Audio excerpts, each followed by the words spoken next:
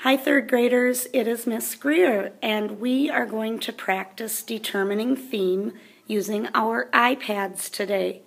First, you're going to listen to the book Chester's Way by Kevin Henkes. Maybe you've heard this story before. Maybe you haven't. As I read, I want you to think to yourself, what is the author trying to tell me? What is the lesson in this story? We're trying to figure out the theme. Chester's Way by Kevin Henkes.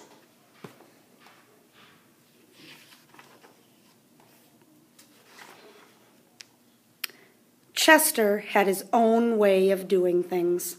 Hello, my name is Chester. I like croquet and peanut butter and making my bed.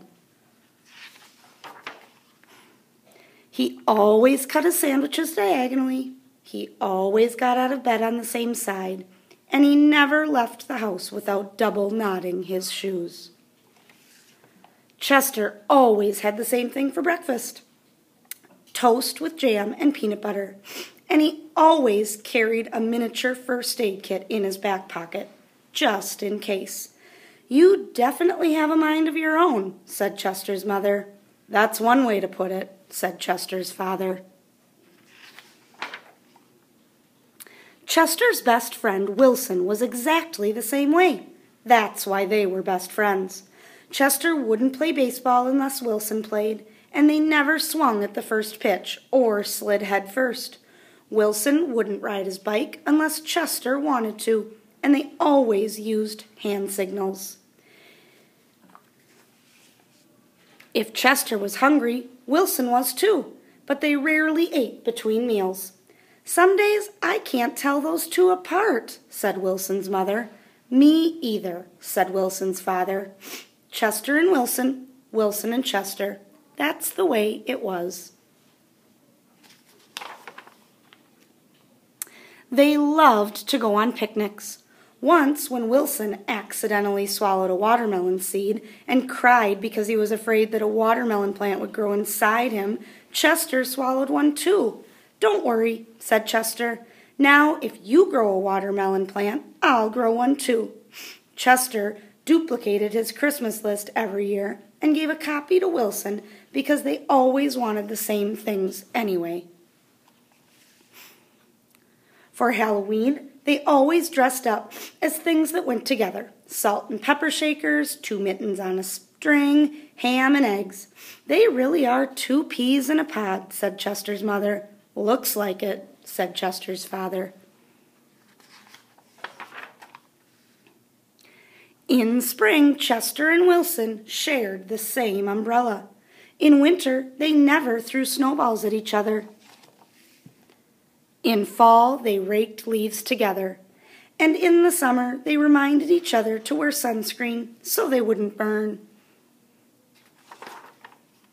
Chester and Wilson, Wilson and Chester. That's the way it was. And then Lily moved into the neighborhood. Lily had her own way of doing things. I'm Lily. I am the queen. I like everything. She wore Band-Aids all over her arms and legs to look brave. She talked backwards to herself sometimes so no one would know what she was saying, and she never left the house without one of her nifty disguises. Lily waved at all the cars that passed by, even if she didn't know who was in them, and she always carried a loaded squirt gun in her back pocket, just in case. She definitely has a mind of her own, said Chester. That's one way to put it, said Wilson. When Lily asked Chester and Wilson to play, they said they were busy. When she called them up on the phone, they disguised their voices and said they weren't home. If Lily was walking on one side of the street, Chester and Wilson crossed to the other and hid. She's something else, said Chester. Looks like it, said Wilson. One day, while Chester and Wilson were practicing their hand signals, some older boys rode by, popping wheelies. They circled Chester and Wilson and yelled personal remarks.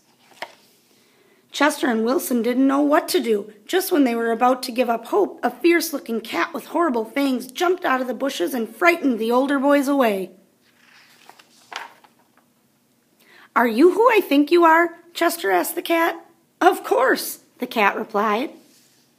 "Thank you, Lily," said Chester. "You're welcome, Chester," said Lily. "Thank you, Lily," said Wilson. "You're welcome, Wilson," said Lily.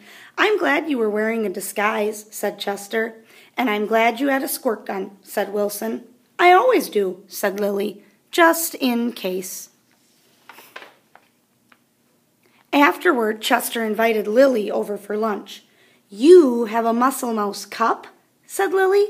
"Of course," said Chester. "I do too," said Lily. "Same here," said Wilson. Chester and Wilson cut their sandwiches diagonally. Lily asked Chester's mother if she had cookie cutters, and she made stars and flowers and bells. "That's neat," said Chester. "Wow," said Wilson. That night, Lily invited Chester and Wilson to sleep over. "You have a nightlight?" said Chester. "Of course," said Lily. "I do too," said Chester. "Same here," said Wilson. Chester and Wilson wanted toast with jam and peanut butter for breakfast the next morning. "Boring," said Lily. "Try this instead." "This is good," said Chester. "Wow," said Wilson.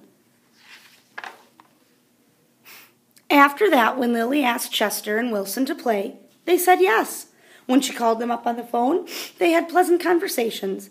And if Lily was walking on one side of the street, Chester and Wilson waved and ran to catch up with her.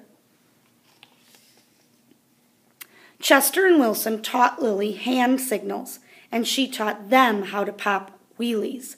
Lily taught Chester and Wilson how to talk backwards, and they taught her how to double knot her shoes. "Some days I can't tell those three apart," said Lily's mother. "Me either," said Lily's father. Chester and Wilson and Lily. Lily and Wilson and Chester. That's the way it was. For Halloween, they dressed as the Three Blind Mice. For Christmas, Lily gave Chester and Wilson nifty disguises, and they gave her a box of multicolored shoelaces, extra long for double knotting. They loved to go on picnics. When Chester and Wilson told Lily about how they had each swallowed a watermelon seed once, Lily swallowed 3 of them. "I'll grow a watermelon plant for each of us," she said. In spring, Chester and Wilson and Lily shared the same umbrella. In winter, they never threw snowballs at each other. In fall, they raked leaves together. And in summer, they reminded each other to wear sunscreen so they wouldn't burn. Chester and Wilson and Lily, Lily and Wilson and Chester. That's the way it was. And then Victor moved into the neighborhood. And that's the end of the story. Next, you are going to need a pencil and the piece of paper that Mrs. Landorf has for you. And I want you to think about, what is the theme of this story? We've been practicing theme. You know to dig deeper. What do you think the author is trying to tell you? If you would like to pause this video now, you may pause to do some thinking. After you've determined the theme, you now need to go back into the story and find 2 pieces of evidence that support the theme you chose. If you would like to rewind this video to look for evidence, you may do so. Remember, first decide on your theme. Then dig back in the story to find your evidence. Good luck. I look forward to seeing you soon.